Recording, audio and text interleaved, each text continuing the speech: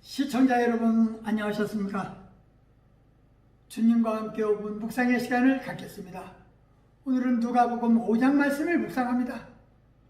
본문에서 예수님의 신적 본능을 목도한 제자들이 생업을 청산하고 곧바로 주님을 따르는 모습에서 제자로서의 본질이 무엇인가를 되새기게 합니다. 예수님이 가는 곳마다 인파가 몰렸고 복음의 말씀을 듣기 위해 인산인해를 이루었습니다. 게네사렛 호숫가에서도 많은 무리가 예수님께 몰려들었는데 그 인파로 인하여 예수님은 복음을 전하기 위하여 배를 타고 육지에서 조금 떨어진 곳에서 말씀을 전하셨습니다. 하늘 권세의 말씀은 청중을 압도하는 힘이 있었습니다. 빌려 탄 배의 주인 시몬에게 깊은 데로 가서 그물을 내리고 고기를 잡으라고 하셨는데 말씀에 의하여 그물을 내리겠다라는 시몬의 모습이 돋보입니다.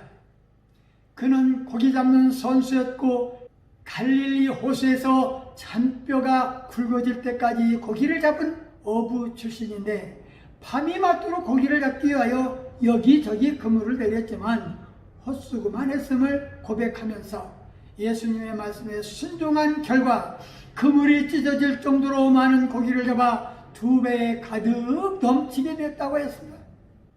이것을 본 시몬 베드로가 예수의 무릎 아래 엎드려 주여 나를 떠나소서 나는 죄인입니다 라고 고백하는 모습이 아름답습니다.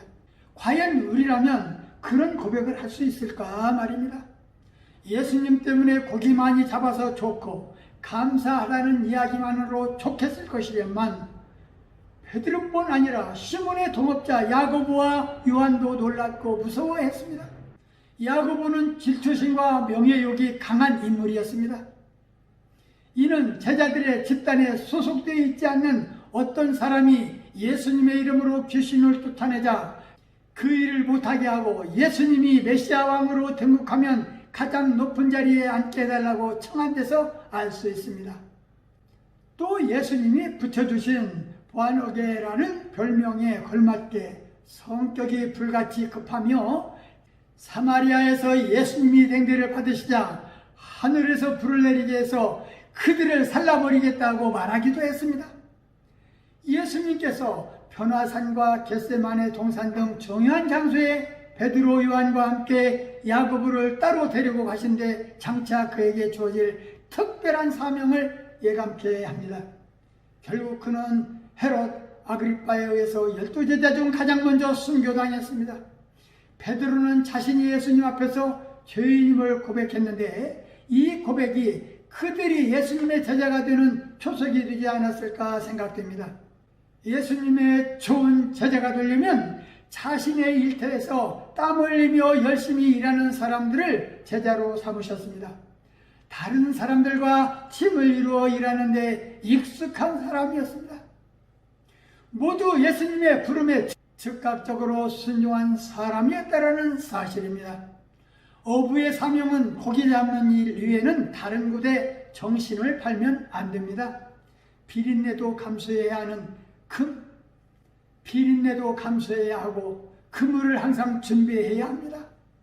본문을 묵상하면서 베드로의 고백이 우리 기독인들의 고백이 되어야 할 것입니다.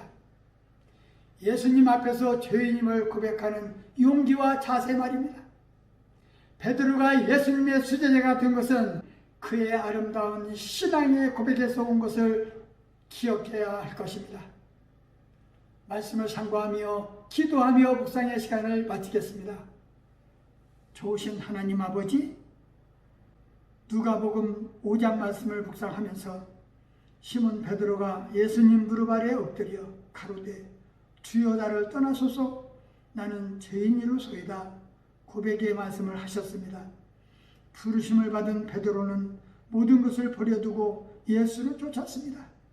우리 믿음의 성도들은 우리를 향한 하나님의 소명에 어떻게 반응해야 하는지 생각하게 하옵소서. 주님, 우리를 주님이 불러주시면 복음 전도자가 가야 할 곳은 예수님의 뜻을 쫓아 금을 내려야 할 곳을 찾아가게 하옵소서.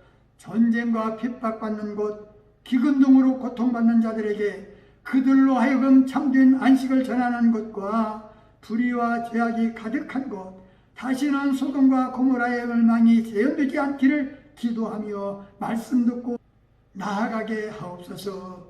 예수님 이름으로 간절히 기도하옵나이다. 아멘.